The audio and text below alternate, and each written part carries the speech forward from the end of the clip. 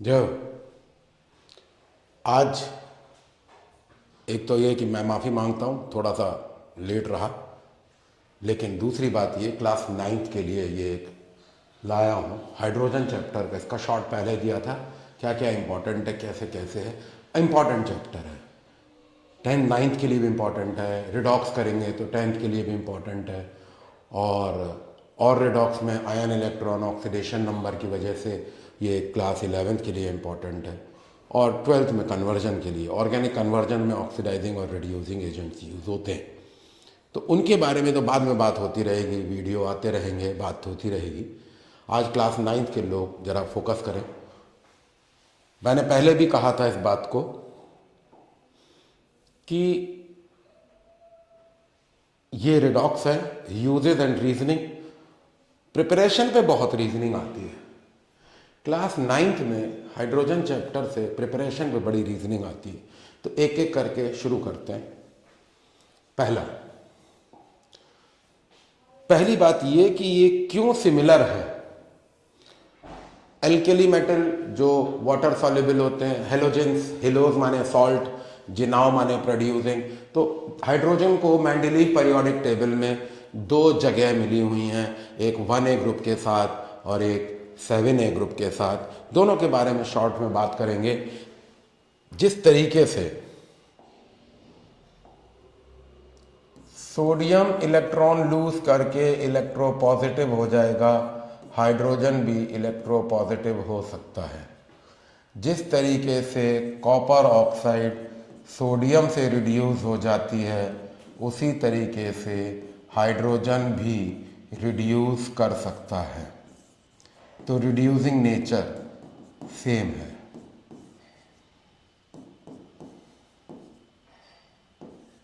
तीसरा, सोडियम के पास भी वैलेंस इलेक्ट्रॉन 1 है, हाइड्रोजन के पास भी वैलेंस इलेक्ट्रॉन 1 है। हेलोजन इसलिए, जिस तरीके से हेलोजन इलेक्ट्रॉन गेन करके माइनस हो जाता है, हाइड्रोजन भी हो सकता है, जिसको हाइड्राइड आयन कहते हैं। हेलोजन भी स्टेबिलिटी में एक इलेक्ट्रॉन शॉर्ट है, हाइड्रोजन भी स्टेबिलिटी में एक इलेक्ट्रॉन शॉर्ट है। यहाँ मैं बता दूँ, फर्स्ट शेल में ड्यूप्लेट लगता है और उसके अलावा ऑक्टेट लगता है।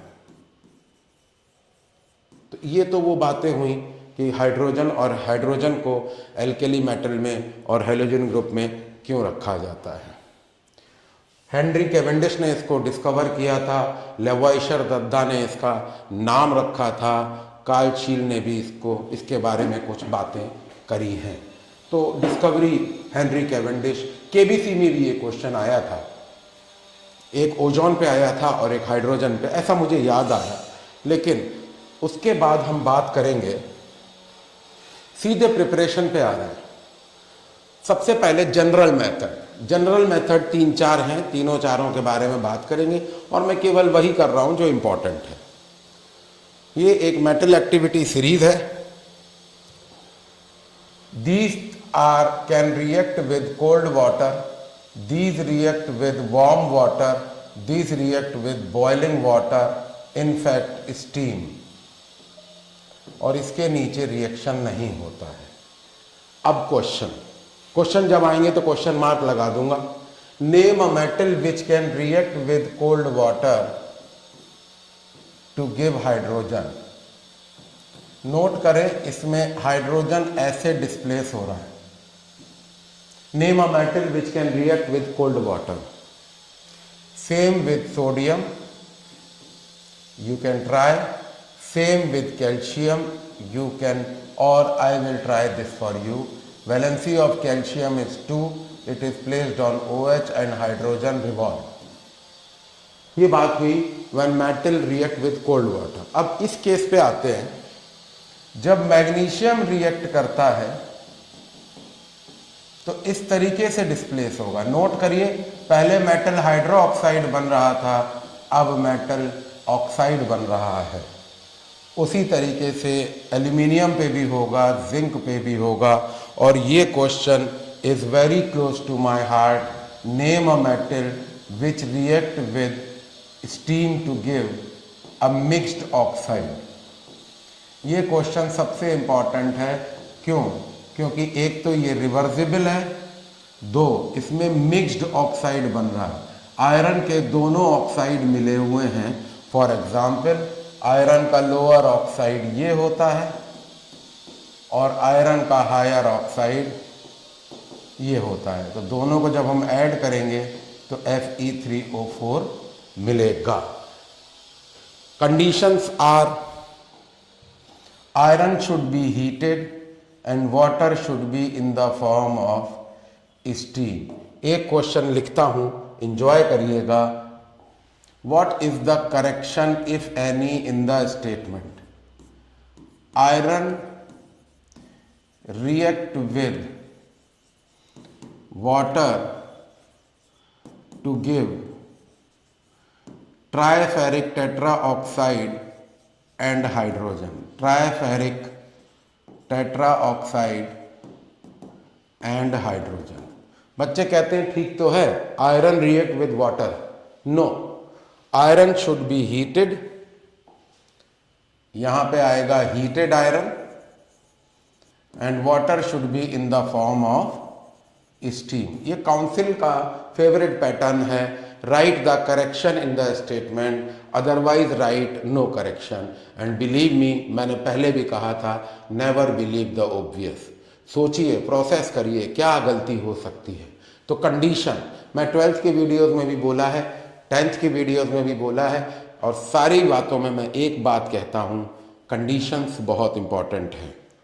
Next we come to if. एक इसमें टॉपिक और है जो बुक्स में कम दिया हुआ है, ये मैं बताऊंगा, जरूरी है। What do you observe when potassium dropped in water?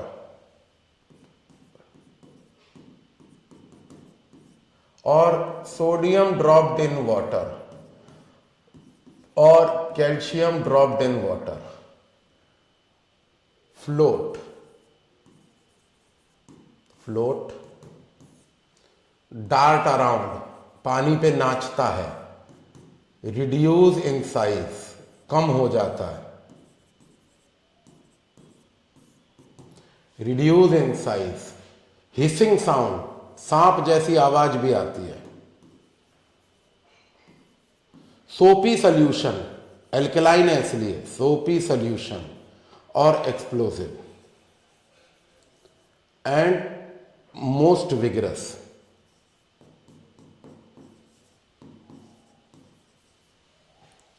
फिर से, float, dart, reduce in sound, size, hissing sound, soapy solution, explodes and reaction is vigorous. And same observation here when sodium is dropped in water. But what is the difference? This is less vigorous.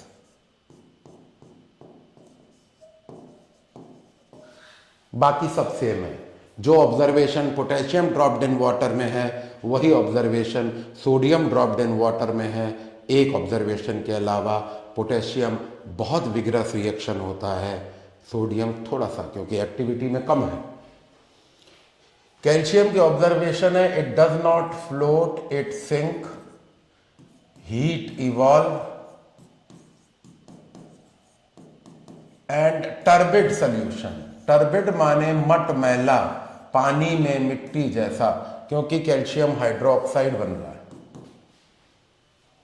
अब इस slide को आप पूरा enjoy कर लें। एक बार revision और कराऊंगा।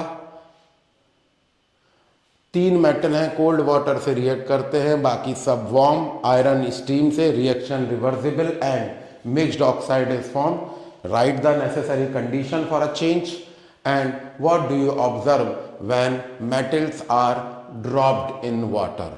पोटेशियम के दे रखा है, सोडियम का दे रखा है और कैल्शियम का भी दे रखा है। Next we come to is second preparation when metal react with acid.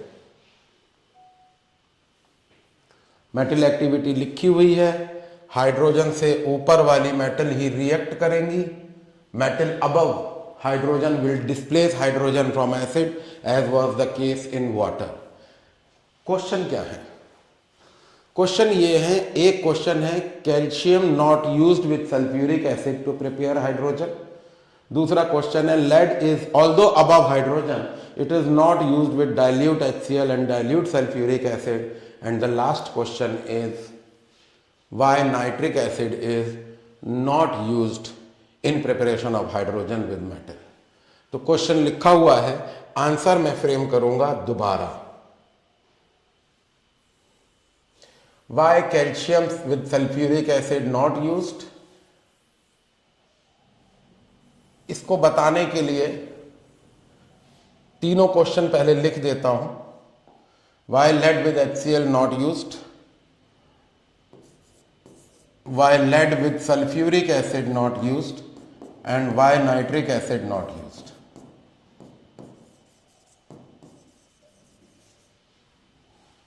ये क्वेश्चन भी यहीं लिख देते हैं, बाद में ले लेंगे.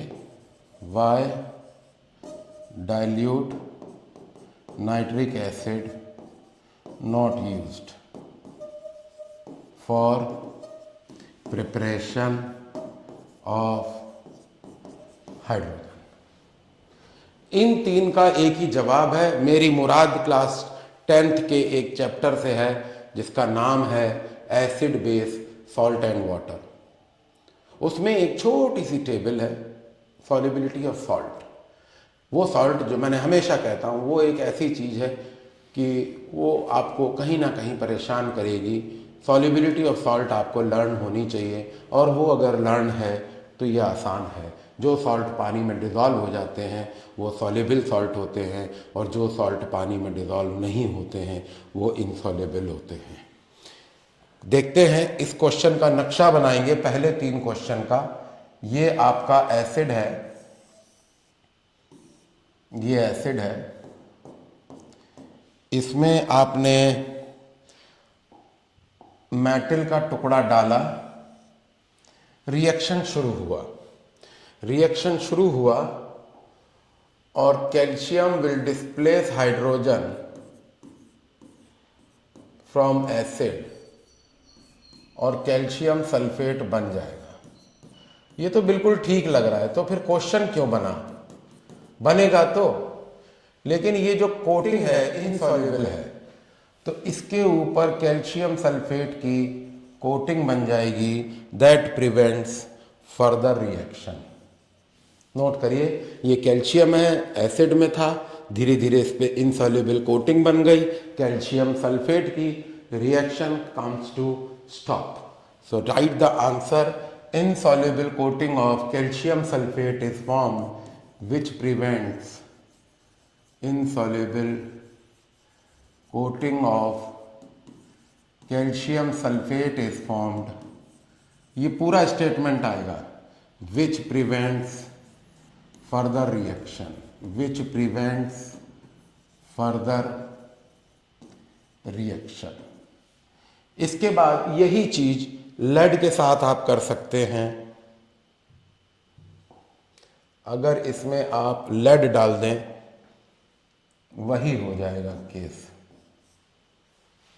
Same answer. Insoluble coating of lead chloride is form. Same answer. Insoluble coating of, ये बदल जाएगा तो लिखेंगे lead with dilute HCl will give lead chloride and hydrogen. See, this is also insoluble.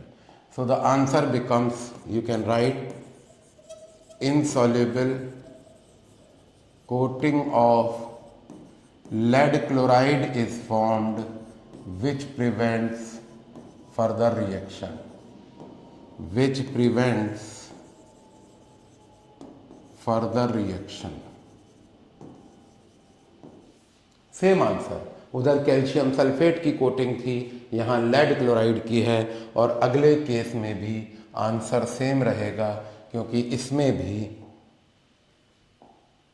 lead will displace hydrogen. Lead is above hydrogen in dilute sulfuric acid, but lead sulfate पानी में insoluble है.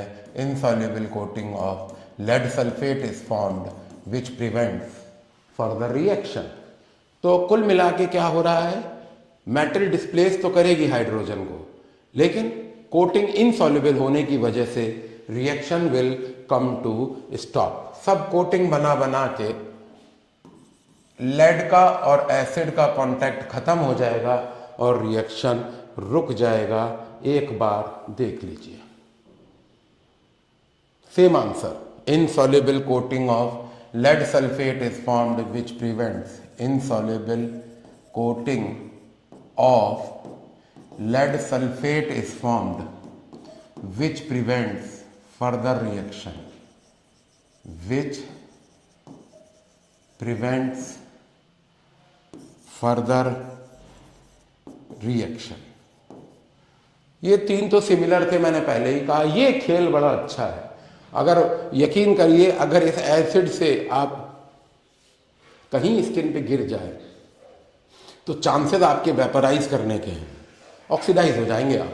तो nitric acid is a oxidising agent, it oxidises hydrogen to water. So the answer becomes dilute nitric acid। dilute nitric acid is a powerful oxidizing agent, powerful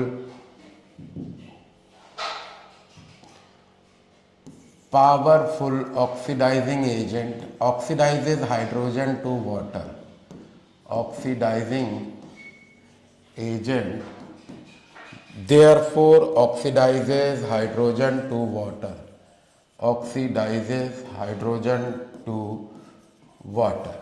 तो 4 question का मेरा commitment था इस slide में और चारों क्वेश्चन आपके board पे हैं।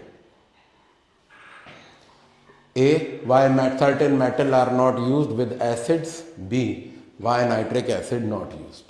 अगला चैप्टर क्वेश्चन है जो बहुत इंपॉर्टेंट है जनरल मेथड में, वो मैं आपको बताता हूं। Amphoteric metal react with caustic alkali. सबसे पहले तो ये समझे कि what are alkali.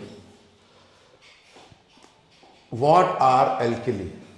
Metal hydroxides which are highly soluble in water, they are 3 but 2 are strong। these 2 are strong alkali and this is a weak alkali। ये 10th का concept है, अभी इस पे चर्चा नहीं। दूसरा जो टर्म दिख रहा है, तीसरा, एक था एल्कली, दूसरा था कॉस्टिक, तीसरा था amphoteric.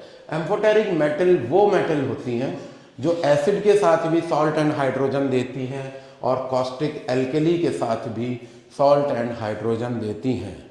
Like metal reacting with caustic NaOH to give salt and hydrogen। Same way this zinc react with caustic alkali to give salt and hydrogen, same with this। This is a very important question।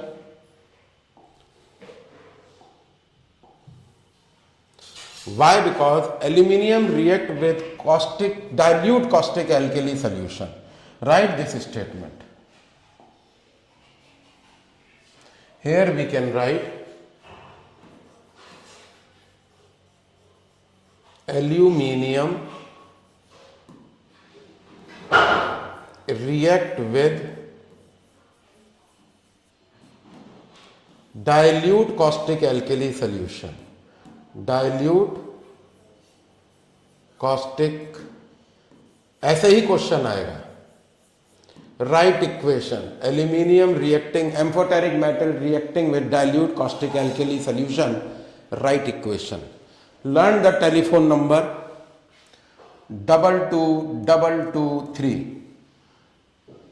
2223। Salt and hydrogen तो बन ही रहा है। Again 2 aluminium react with twice KOH in twice water to give twice KaLO2 potassium aluminate with 3 moles of hydrogen। चूंकि balancing का issue है इसीलिए ये equation आएगी, इसीलिए ये इक्वेशन आएगी, क्योंकि अनबैलेंस्ड इक्वेशन पे कोई नंबर नहीं होता और होना भी नहीं चाहिए। क्योंकि बैलेंस्ड इक्वेशन फॉलो करता है लॉ ऑफ कंजर्वेशन। उसमें सिर्फ यह बात है कि mass can neither be created nor can it be destroyed but can be change from one form to the other. तो अगर अनबैलेंस्ड इक्वेशन पे कोई बच्चा नंबर की उम्मीद कर रहा है तो मान के चलिए कि वो गलत कर रहा है। Unbalanced equation do not merit any marks. और जगह हो सकता है डेफिनेशन 2 नंबर की है, 4 कीवर्ड थे, 1 मिस कर गए, मिल सकता है आप 2 नंबर टीचर से रिक्वेस्ट कर लो, टीचर दे दे, टीचर भी दे देते, चलो ठीक है 1 पॉइंट मिस हो गया। लेकिन how can you put a blunder in your copy bye not following a law of conservation of mass? All right, so next we come to it, so you can enjoy it here.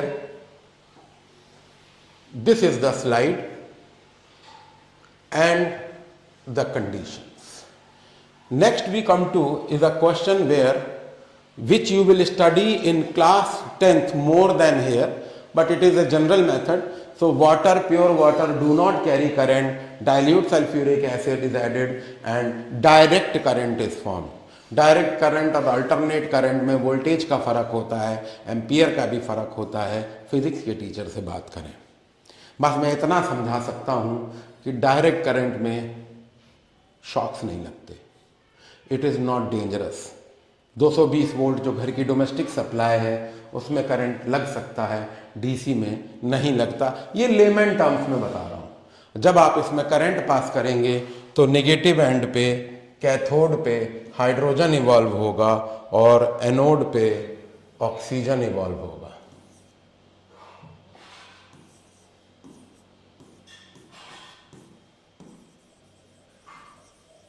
Tenth में इसकी पूरी एक electrolysis of acidified water है। Tenth में 7 electrolysis हैं including electroplating and electro refining. वहां आपको इसकी जरूरत ज्यादा पड़ेगी। Next we come to is this is it. अगर आप याद करें तो मैंने कहा था कि लेबोरेटरी प्रिपरेशन में रीजनिंग बहुत है। लेबोरेटरी प्रिपरेशन में रीजनिंग बहुत है। फोटो मैं बुक से भी ले सकता था लेकिन मुझे अब्यूज लगता है ये, तो मैंने कोशिश करी कि मैं खुद एक डायग्राम बनाऊं और उसकी स्लाइड पहले से। ये आसान काम नहीं होता है बच्चों, पूरा लेक्चर प्लान करना पड़ता है। It takes good time, double the time which I use for making videos. तो थोड़ा सा इज्जत और एहतराम के साथ वीडियोस को देखें, किसी की मेहनत शामिल है इसमें, ठीक है। तो इस डायग्राम को देखें, इसमें एक क्लैंप स्टैट है जिसमें राउंड बॉटम फ्लास्क हैंग कर रहा है।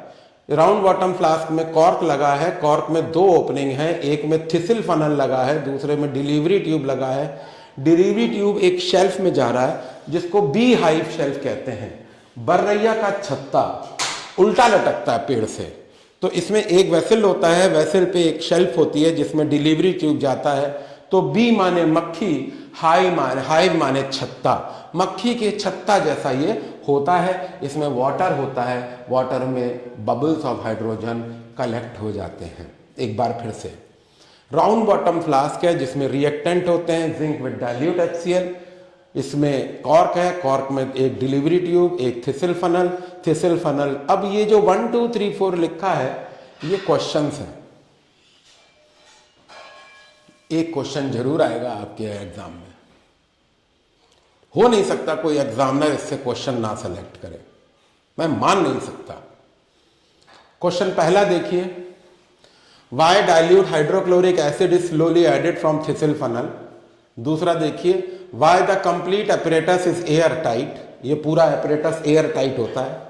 दूसरा, यहां पे कोई जलती हुई तीली, no naked flame should be brought near the apparatus. That is question number 3। And question number 4 is why the end of thistle funnel is completely dipped in dilute hydrochloric acid. And question number 5 is why granulated zinc is used.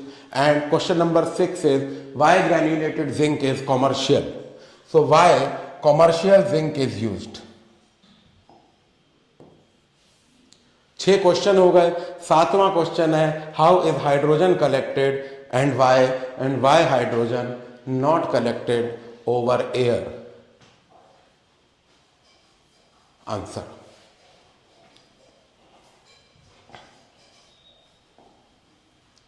To control the rate of evolution, to control the rate of evolution of hydrogen, अगर hydrogen ज़्यादा निकल जाएगी तो pressure बन जाएगा, pressure बन जाएगा तो एक्सप्लोड कर जाएगी, तो आपका नुकसान हो सकता है। लेबोरेटरी प्रिपरेशन है, लैब में बना रहे हैं, मैदान में नहीं बना रहे हैं। तो लैब में मैं हमेशा कहता हूँ, मेरे अपने कैरियर में एक दो एक्सीडेंट्स भी हुए हैं और मैं एक्सीडेंट्स की जिम्मेवारी भी मैंने ली, लेकिन बच्चों ने इंस्ट्रक्शंस फॉलो नहीं किए। लैब में जाना बड़ा अच्छा लगता है, वहाँ का प्रोटोकॉल फॉलो करना बुरा लगता है, नुकसान होते। तो जो कंडीशंस होती हैं, जो स्टैच्यूटरी वार्निंग होती हैं लैब्स की, वो उसी तरीके से होती हैं जैसे हाईवे पे सीट बेल्ट पहननी चाहिए। कभी बैठिए कार में, खाली बैठिए, चलाइए बस, और उस बेल्ट को, सीट बेल्ट को जोर से खींचिए, वो स्टक हो जाएगी। तो उसको इस तरीके से डिजाइन किया गया है कि सर्टेन अमाउंट ज्यादा जर्क होगा, धीरे धीरे पूरी बेल्ट बाहर आ जाएगी, झटके से लाओगे तो उसकी ग्रूव उसे पकड़ लेगी। वो इसीलिए है, गॉड फॉरबिड कभी एक्सीडेंट हो तो आप बच जाएं। तो फॉलो द वार्निंग्स। तो इस केस में भी बड़ी वार्निंग्स है। Why the complete apparatus be air tight, hydrogen if leaked may cause explosion, may cause explosion. अगला देखें, वाई नो नेकेड फ्लेम, जलती हुई कोई तीली ना लाएं, hydrogen is highly explosive, explode कर जाएगी फायर मिलते ही। और यही कारण है कि आजकल हाइड्रोजन अभी एज फ्यूल नहीं यूज हो रही। क्यों? एक्सीडेंट डू हैपन, फिर क्या होगा, हाइड्रोजन का टैंक बर्स्ट हो जाएगा, बहुत नुकसान हो जाएगा। और अभी केवल प्रोटोटाइप बने हैं, अभी कॉमर्शियल एक्टिविटी शुरू नहीं हुई है। बड़ी बड़ी कंपनी फरारी, BMW, मर्सिडीज इस पर रिसर्च कर रहे हैं, हजारों करोड़ रुपया इस पर लगा हुआ है। आने वाले समय में जब बच्चे बड़े होकर अपनी, मैं हमेशा बच्चों से कहता हूँ, आज से 10 साल बाद जब कोई गाड़ी खरीद रहा होगा वो हाइड्रोजन से ही चल रही होगी। और मैं बहुत जिम्मेवारी के साथ ये बात कह रहा हूँ। आइंस्टीन दद्दा ने कहा था, आज का सपना 9 साल बाद हकीकत बन जाता है अगर आप उसको फॉलो करते रहें। तो आज अगर साइंटिस्ट ये रिसर्च कर रहे हैं कि हम गाड़ी पानी से हाइड्रोजन बनाएंगे और हाइड्रोजन से ही गाड़ी चलाएंगे, और बात बता दूं कि हाइड्रोजन की कैलोरीफिक वैल्यू पेट्रोल से 3 गुना है। पेट्रोल की कैलोरीफिक वैल्यू 48 किलो कैलोरीज पर मोल है और हाइड्रोजन की energy calorific value 148 kilo calories पर मोल है। 148, 48 एंड 148। तो ब्लंडर हो जाएगा। जो बड़ी बड़ी ऑयल कंपनीज हैं, शेल कंपनीज हैं, सब बंद हो जाएंगी। यकीन करिए, अब वो जमाने गए जब नवाब साहब फाख्ता उड़ाया करते थे। डीजल, केरोसिन, पेट्रोल, ये सब कोई पूछने वाला नहीं होगा इनको। इलेक्ट्रॉनिक एज आई गई है, बड़ी बड़ी बैटरी रिसर्च चल रही है, लोग कार चला रहे हैं, टाटा इलेक्ट्रिक व्हीकल लाया है, और कंपनीज भी इलेक्ट्रिक ईवी आ गए हैं, ईवी इलेक्ट्रॉनिक व्हीकल आ गए। चल रहा है, काम चल रहा है। अभी सड़क पे दोनों चीजें दिख रही हैं। एक समय होगा सिर्फ इलेक्ट्रॉनिक दिखेगा और उसका भी समय खत्म हो जाएगा। तो जब जो बच्चे अभी इस वीडियो को देख रहे हैं, 12-14 साल के, 15 साल के, 17 साल के, 10 साल बाद जब अपनी गाड़ियां खरीद रहे होंगे, वो हाइड्रोजन से ही चल रही होगी। आज उसमें ये प्रॉब्लम है, एयर में बहुत एक्सप्लोसिव है। अगला देखें, why end of thistle funnel should be dipped, पूरा इसमें डिप किया हुआ है। क्यों? क्योंकि lest hydrogen will escape from it, lest hydrogen will escape from it. Lest माने otherwise.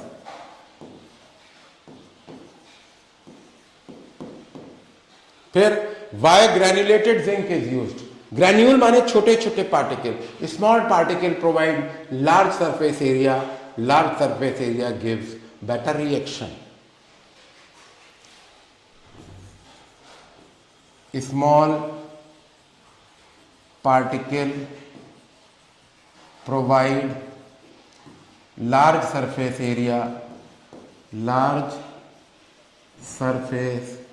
area for better reaction.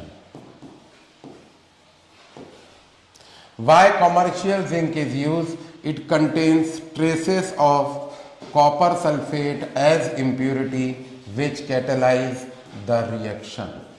It contains copper sulfate traces of impurity which increase the reaction rate, which catalyze the reaction. और एक बात तो बताना भूल ही गए, reaction होगा कैसे? Zinc will displace hydrogen to give salt and H2. Next is, how is hydrogen collected? Hydrogen is collected over beehive shelf which contains water, because hydrogen is insoluble in water.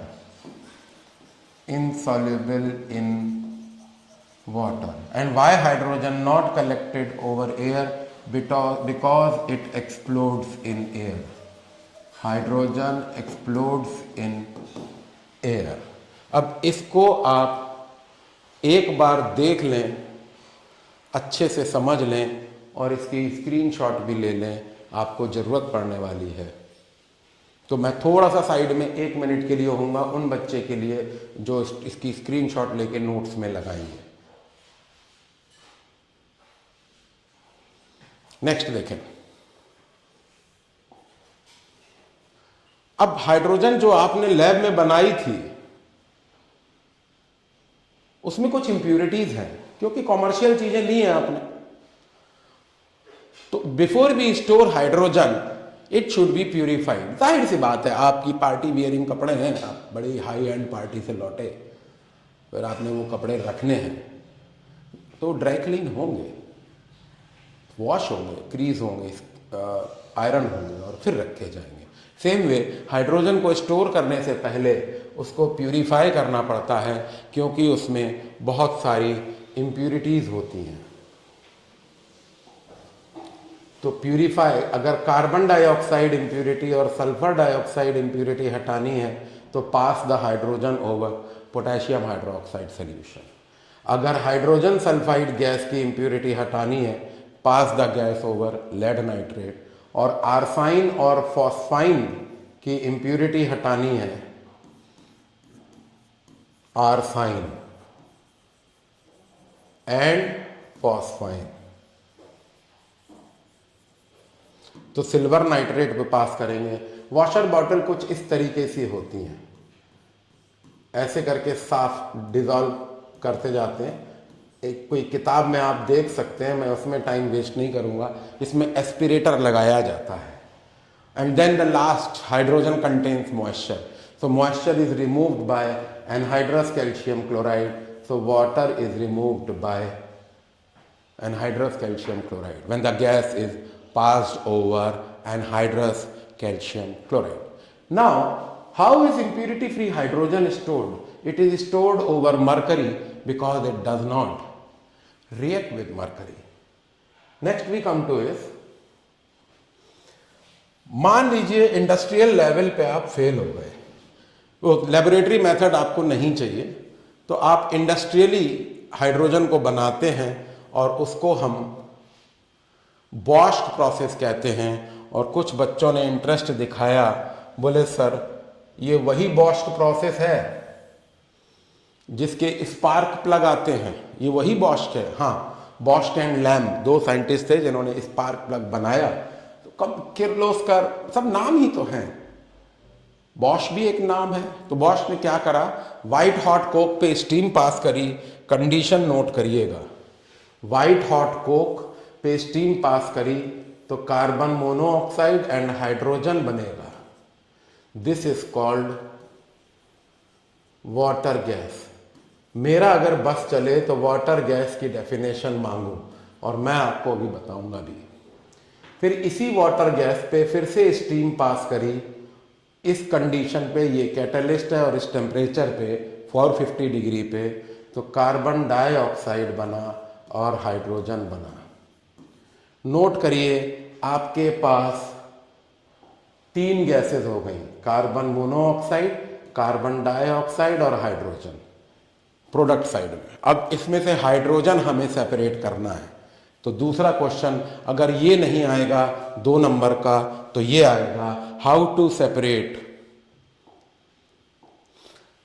Separate carbon monoxide and carbon dioxide from hydrogen. If you pass it over potassium hydroxide solution, caustic alkali solution, carbon dioxide is absorbed, it is like this. It gives potassium carbonate and water. And if this is passed over, remaining portion after removal of CO2,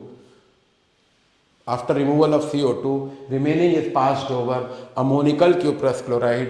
Ammonical cuprous chloride combined with carbon monoxide and water to give a addition hydrated salt, addition product. So you can see, what can you see, that carbon dioxide and carbon monoxide both are removed. तो ये 2 question बनते हैं industrial में। या तो बनेगा right what, 1 word question बनता है, name the process for the industrial preparation of hydrogen. 2 marks का क्वेश्चन होता है, write the equation with condition for industrial preparation of hydrogen. तीसरा क्वेश्चन बनता है, how do you separate carbon monoxide and carbon dioxide from hydrogen when it is prepared industrially. आखिरी question है, define water gas. इसमें जो बच्चे blunder करते हैं उसको मैं अंडरलाइन करूंगा, लिखते हैं, mixture of carbon mono, no formula please, mixture of carbon monoxide and hydrogen in the ratio 1:1 by volume। और ये बात बच्चे नहीं लिखते हैं, मैं सर्किल में डाल रहा हूं, बच्चे ये बात नहीं लिखते हैं। They don't mention the ratio and they don't mention the physical state. You can see it is 1:1 by volume, 1 volume and 1 volume. So next we have is, what is the chemical test for hydrogen? there एक आज ही video आएगा, 9th वाले भी देखें, है वो 10th का, लेकिन आपके भी कोर्स में है आइडेंटिफिकेशन ऑफ गैसेस। आज शाम तक वो आएगा और मैं फिर से एक बार माफ़ी मांग रहा हूँ, ये वीडियो कल आना चाहिए था, आज वाला जो अभी हो रहा और जो 10th का है आएगा, शाम तक आएगा। उसमें ये फिर से आपको मिलेगा, how do you identify hydrogen Burns explosively in air. Air में जो इम्प्यूरिटी होती है वही इसको एक्सप्लोड करा देती हैं with pop sound. Sound is like this, pop sound, pop sound, sound is like this, pop sound. But if you take pure oxygen, it will burn with pale blue flame. So burns quietly in air, burns quietly in air,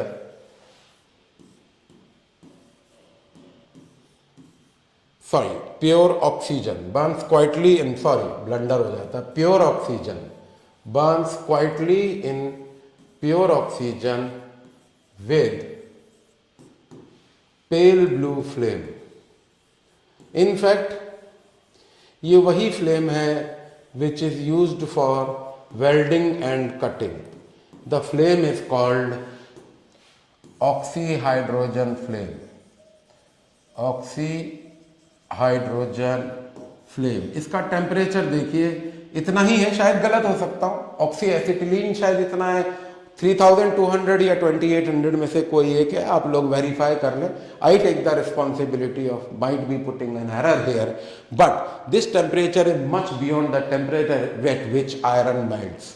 किसी भी प्रकार का iron होगा 2200 2300 के degree में melt कर जाता है, और ये तो 2800 है, 2800, तो ये तो और ज़्यादा है। इसीलिए this flame is used for using it for welding and cutting purpose. Next देखते हैं, हाउ वेयर और डू यू यूज हाइड्रोजन। अब यूज क्या है, it was used in weather balloons. Weather balloons में यूज होता था, लेकिन ये क्योंकि ऊपर जाके एक्सप्लोड कर जाता है, तो because it is light, it is used as fuel. चाहे कोल गैस हो, चाहे वाटर गैस हो, सब जगह फ्यूल में यूज होता है। इसकी हाई कैलोरीफिक वैल्यू है 148, हाई कैलोरीफिक वैल्यू, लो इग्निशन पॉइंट, बहुत जल्दी से जल जाता है। रीजनिंग देखिए, लो इग्निशन टेम्परेचर, और दूसरा no carbon printing. No carbon printing मतलब कोई पॉल्यूटेंट नहीं निकलता, एनवायरमेंट फ्रेंडली, एनवायरमेंट फ्रेंडली। दूसरा इसका यूज है इंडस्ट्रियल में, इससे हाइड्रोजन क्लोराइड गैस बनती है, अमोनिया भी बनती है, जिसको हेबर्स प्रोसेस कहते हैं, इंडस्ट्रियल यूज है। और चौथा है it can convert oil to fat. Oil में carbon carbon double bond triple bond होता है, और वो कार्बन कार्बन सिंगल बॉन्ड में आता है ड्यू टू हाइड्रोजन। और भी यूजेस हैं, it is used as reducing agent because it can remove oxygen from metal oxide. तो काफी वाइड यूज है। क्वेश्चन क्या आएगा, रीजन फॉर द यूज आएगा तो यही आएगा, नहीं तो नहीं आएगा। नेक्स्ट, अब आते हैं एक ऐसा टॉपिक जो किसी बच्चे ने कहा कि सर ये तो बहुत दुखी करता है। More than 99% reactions are redox reaction. Reaction in which reduction and oxidation occur simultaneously. एक साथ एक स्पीसीज ऑक्सीडाइज हो रही होगी तो दूसरी स्पीसीज इसी ऑक्सीडेशन की बिहेस्ट पे, कॉस्ट पे रिड्यूस हो रही होगी। तो रेडॉक्स रिएक्शन, इसमें दो टर्म है, रिडक्शन एंड ऑक्सीडेशन। 5 तरीके से हम पहचानेंगे और पांचों का उल्टा उधर है। एडिशन ऑफ ऑक्सीजन, ऑक्सीजन की वैलेंसी नेगेटिव होती है, तो addition of negative species, addition का उल्टा रिमूवल होता है। ऑक्सीजन की जगह हाइड्रोजन, हाइड्रोजन की वैलेंसी पॉजिटिव होती है, रिमूवल ऑफ पॉजिटिव स्पीसीज। और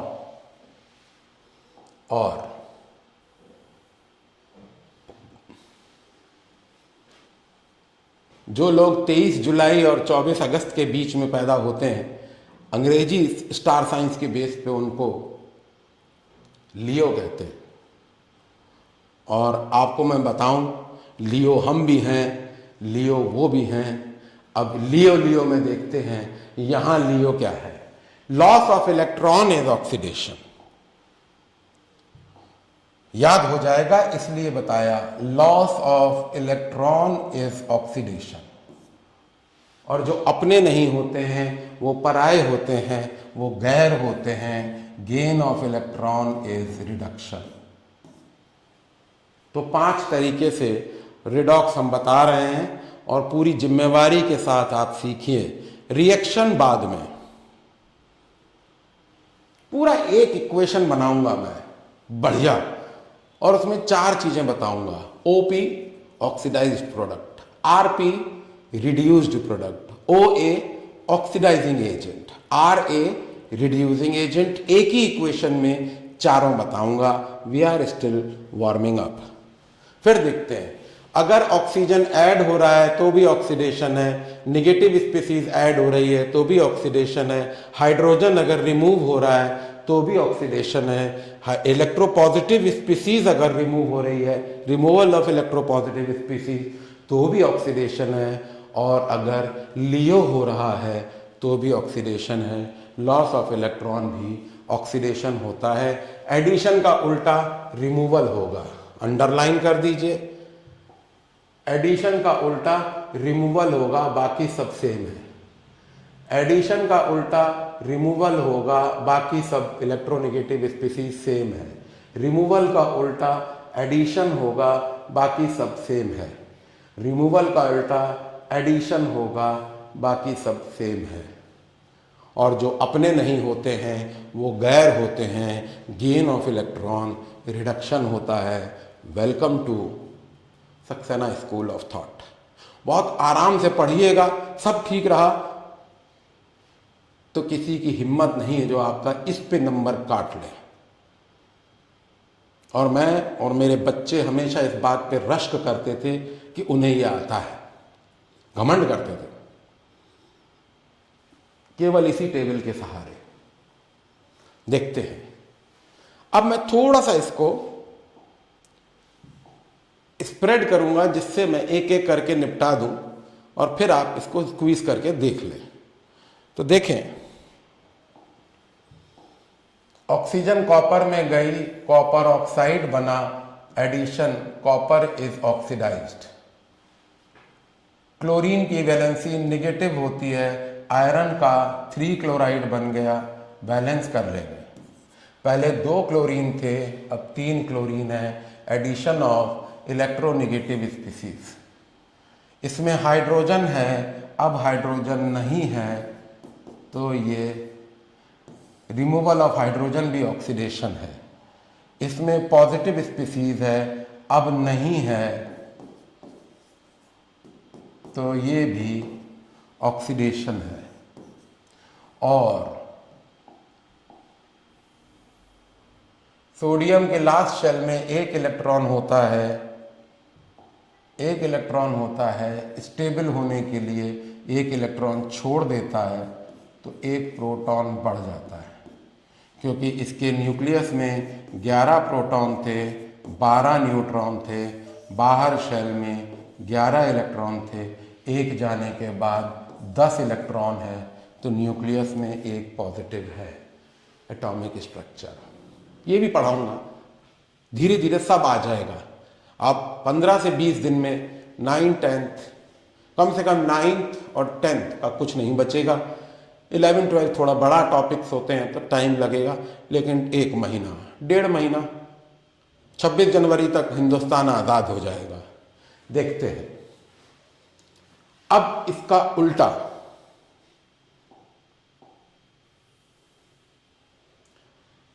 देखिए, कॉपर में ऑक्सीजन है, अब नहीं है, तो रिमूवल ऑफ ऑक्सीजन रिडक्शन है।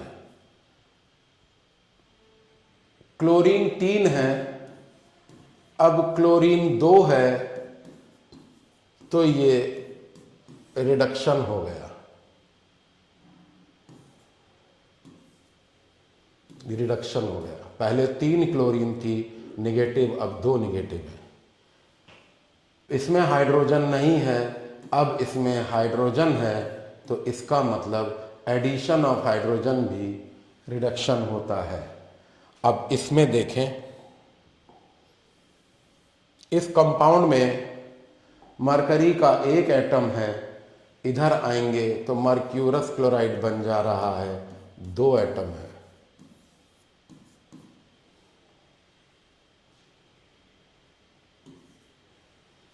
नोट करिए, तो रिडक्शन। क्लोरीन के 7 इलेक्ट्रॉन हैं, ऑक्टेट में 1 कम है, ये 1 इलेक्ट्रॉन गेन कर लेगा, गेन ऑफ इलेक्ट्रॉन से ऑक्टेट कंप्लीट कर लेगा, तो ये स्टेबल हो जाएगा।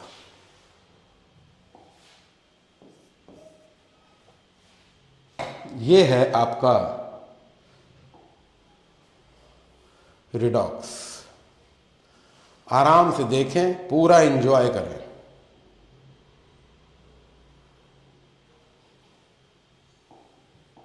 It cannot be better than this.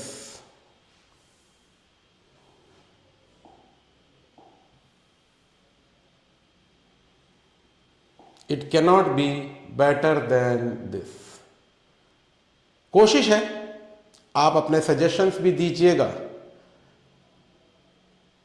आप ही का इंप्रूवमेंट होगा, क्योंकि इनोवेशन लाना पड़ेगा मुझे भी अपने काम में, और आपके मेरे कनेक्ट में आपके रिएक्शंस इंपॉर्टेंट हैं। तो ये बना। अब मैं इधर ही आपको एक कोई एग्जाम्पल दूंगा जो मैंने कहा था। इधर देखते हैं, एक डिफरेंट एग्जाम्पल ले रहा हूं, साथ दीजिएगा। आयरन 3 ऑक्साइड में कार्बन मोनोऑक्साइड डाला, आयरन बना, कार्बन डाइऑक्साइड बना, इक्वेशन बैलेंस कर लेंगे। अब क्वेश्चन, कौन क्या एक्ट कर रहा है? इधर ऑक्सीजन थी, अब नहीं है, तो दिस इज रिडक्शन, और ये हो गया रिड्यूस्ड प्रोडक्ट। और अगर ये ना होता तो रिएक्शन ना होता, ये हो गया रिड्यूसिंग एजेंट। एक बार फिर से, पहले आयरन के साथ ऑक्सीजन थी, अब नहीं है, रिमूवल ऑफ ऑक्सीजन, रिडक्शन होता है, तो रिडक्शन हो गया, जो बना वो रिड्यूस्ड प्रोडक्ट हो गया।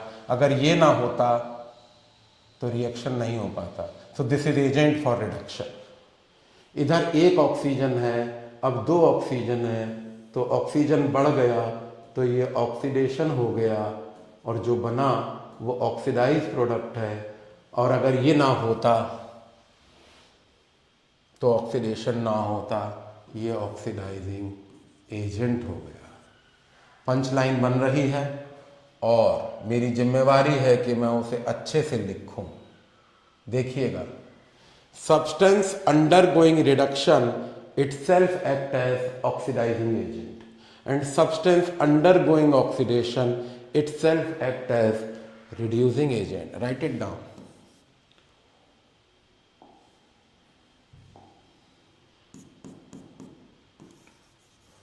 Substance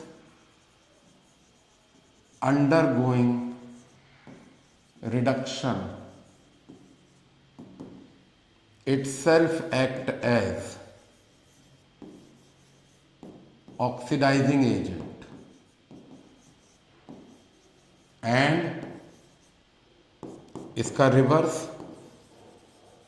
substance undergoing oxidation itself act as reducing agent. बहुत अतरंग सी बात है, बिल्कुल उल्टा। मतलब इस तरीके से कि किसी बच्चे ने मुझे गुड मॉर्निंग कहा और मैंने उसे शट अप कहा, बिल्कुल उल्टा। जो सब्सटेंस खुद रिड्यूस हो रहा है वो एजेंट फॉर ऑक्सीडेशन है, जो सब्सटेंस खुद ऑक्सीडाइज हो रहा है, carbon monoxide in this case, वो खुद एक रिड्यूसिंग एजेंट है।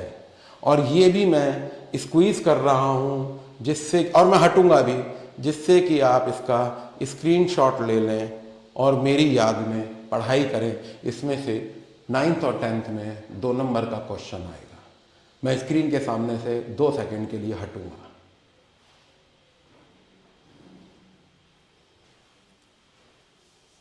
नेक्स्ट, ये क्वेश्चन भी जरूर आएगा। वो कौन सी गैसियस एलिमेंट है क्लोरीन और ओजोन और ऑक्सीजन के अलावा जो ऑक्सीडाइजिंग एजेंट है? नाइट्रोजन का ऐसा कौन सा कंपाउंड है जो एक रिड्यूसिंग एजेंट है? एक ऐसी रॉटन एग स्मेलिंग गैस जो एक रिड्यूसिंग एजेंट है, या काले रंग का कोई ऑक्सीडाइजिंग एजेंट जो कि सॉलिड है? देखें क्वेश्चन। तो ऑक्सीडाइजिंग एजेंट सॉलिड के कौन कौन से हैं? Black copper oxide, manganese 4 oxide, lead का डाइऑक्साइड, लेड का trilead tetra oxide, potassium dichromate, potassium and potassium permanganate, ये सब सॉलिड ऑक्सीडाइजिंग एजेंट हैं। लिक्विड में hydrogen peroxide oxidizing agent है, कंसंट्रेट नाइट्रिक एसिड और concentrate sulphuric acid oxidizing agent है। Gaseous oxidizing agent oxygen है ozone है, chlorine है। इसमें से MCQ देख रहा हूं मैं, 4 चॉइसेस होंगी। Which among the following is not a reducing agent या नॉट अ ऑक्सीडाइजिंग एजेंट। अब इसमें देखते हैं, रिड्यूसिंग एजेंट में सॉलिड स्टेट में कोक है, चारकोल है और शुगर है। शुगर का कोई भी फॉर्म कार्बोहाइड्रेट्स में, monosaccharide, disaccharide. Liquid reducing agent में सारे हैलोजन एसिड हैं, उसके अलावा सल्फ्यूरस एसिड है और नाइट्रस एसिड है।